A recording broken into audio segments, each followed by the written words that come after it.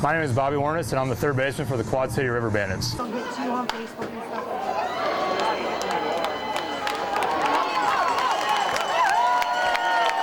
that. It's been sports really my entire life, so you know, no matter what the season was, I was always playing something: football, soccer, basketball, baseball. And the older I got, the more I really fell in love with the game.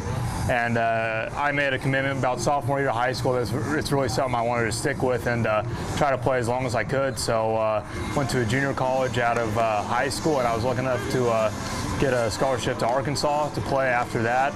And then thankfully, 2015, the Houston Astros drafted me, and it's just been a really fun couple years playing professional baseball. Mm-hmm. Where's home, and were the Houston Astros one of your teams too, you know, growing up? It was Overland Park, Kansas is where I was from, so I was a big Royals fan growing up, so I wasn't an Astros fan growing up, but I'm certainly an Astros fan now. Mm-hmm. Tell me, you know, what the message has been in your young career, what it means to be a professional, and what the Astros expect out of every guy, do you think? Yeah, you know, I mean, it's a full-time commitment, and you know, that's something that you kind of dabble in a little bit in college, but without school, you know, that time kind of gets replaced with baseball.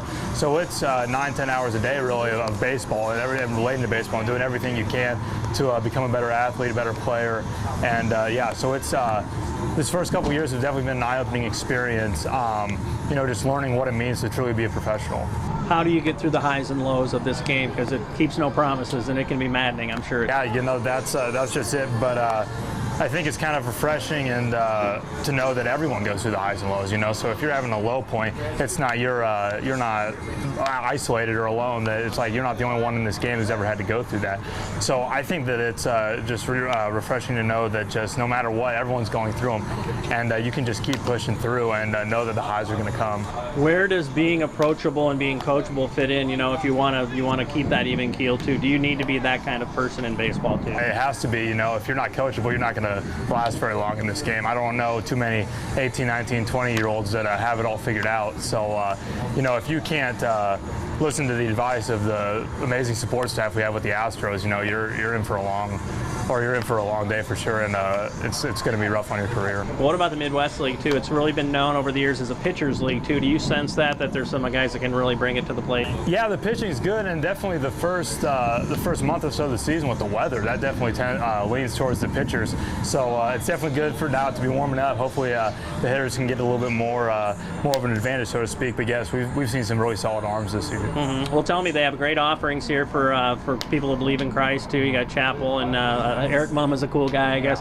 Where does faith fit into your life, and does it fit in nicely with you know, your MO, your mission as a baseball player? Yeah, you know, my faith is everything, and you know, as I mentioned earlier, you know, it wasn't always that way. It was kind of like I was going through the motions, and about 2 years ago is when it really clicked for me, and it really was, you know, this is something that needs to be in the forefront of my life.